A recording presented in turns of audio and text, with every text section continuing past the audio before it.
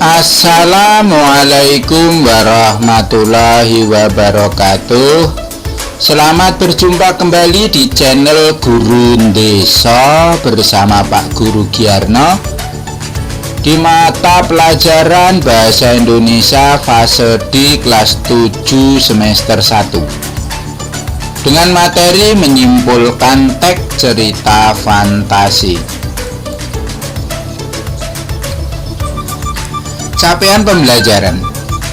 Peserta didik memahami informasi berupa gagasan, pikiran, pandangan, arahan, atau pesan dari berbagai jenis teks, misalnya teks deskripsi, narasi, puisi, eksplanasi, dan eksposisi dari teks visual dan audiovisual untuk menemukan makna yang tersurat dan tersirat.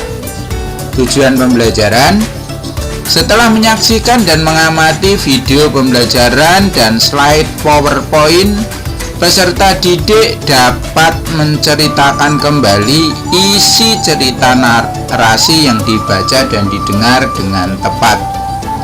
Menceritakan kembali isi cerita fantasi yang dibaca atau didengar. 1. Menentukan tokoh, latar, dan urutan peristiwa. Contoh ceritanya adalah Ruang Dimensi Alpha karya Ratna Juwita. Kau harus membawanya kembali, Irja berteriak kalang kabut. Aku gugup, bingung, tak tahu apa yang harus kuperbuat. Sedangkan manusia dengan wajah setengah kera itu memandang sekeliling.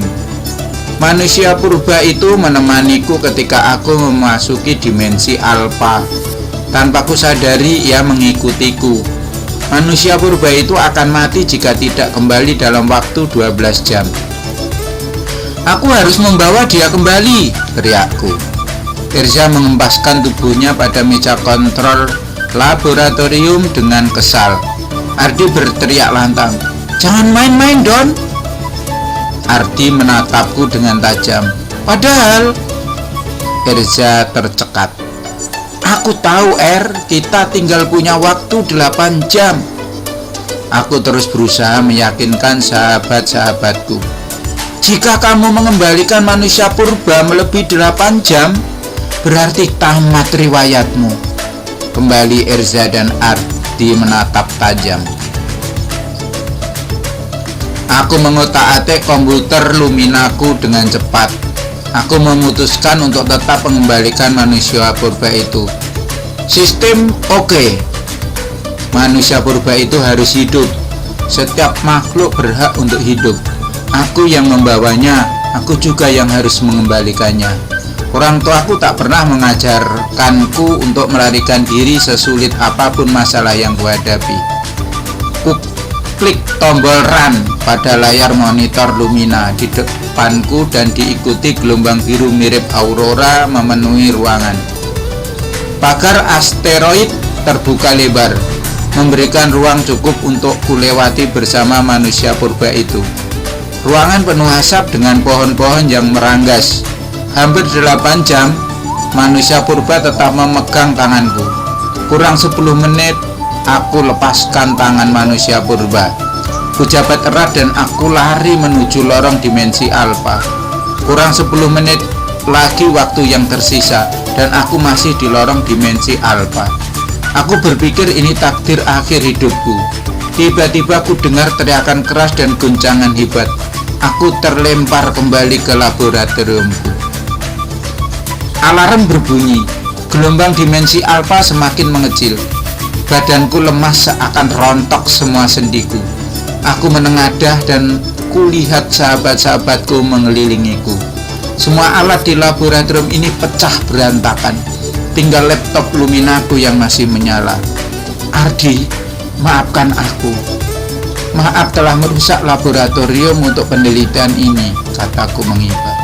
Gak apa-apa, asalkan dirimu bisa selamat. Ardi memelukku dengan erat. Kulihat Irja membawa air minum untukku. Tidak menyangka aku bisa berhasil dikembalikan dan hidup lagi secara biasa. Manusia purba itu juga berhasil kembali ke habitatnya pada 500 tahun sebelum Masehi. Aku dapat melihatnya dengan jelas di layar laptop. Manusia purba itu tersenyum sambil melambaikan tangan ke arahku. Menentukan tokoh, latar, dan urutan peristiwa. Tokoh cerita tadi Doni, sifatnya pantang menyerah dan suka membantu. Erza, pemarah. Ardi, pemaaf. Latar tempatnya di ruang laboratorium. Suasananya menegangkan. Waktu di dimensi alfa, yaitu waktu sekarang dan masa lampau, yaitu 500 sebelum Masehi. Menentukan tokoh, latar, dan urutan waktu. Urutan peristiwa. 1. Doni terlempar dalam ruang dimensi alfa dan bertemu dengan manusia purba yang berwujud manusia dengan wajah setengah kera. 2. Doni memutuskan untuk mengembalikannya ke habitatnya yang asli. Jika tidak manusia purba itu akan mati dalam 12 jam. Padahal jika ia tidak berhasil mengembalikannya dalam 8 jam, Doni sendirilah yang akan mati. Doni mengutak-utik komputer luminanya dengan cepat. Ia bertaruh dengan waktu. Ia harus menyelesaikan masalahnya yang telah dibuatnya sendiri sebagai bentuk tanggung jawab. Hampir 8 jam berlalu dan manusia purba itu tetap berada di tempatnya. Nyawa Doni menjadi taruhan.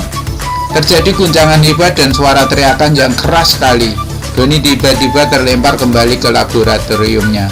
Doni dikelilingi oleh sahabatnya yang bahagia bahwa ia telah kembali. Ia berhasil menyelesaikan masalahnya. Ia melihat di dalam komputernya bahwa manusia purba itu tersenyum sambil melambaikan tangan ke arah Doni karena telah menyelamatkannya. Demikian tadi menyimpulkan isi dari teks cerita fantasi.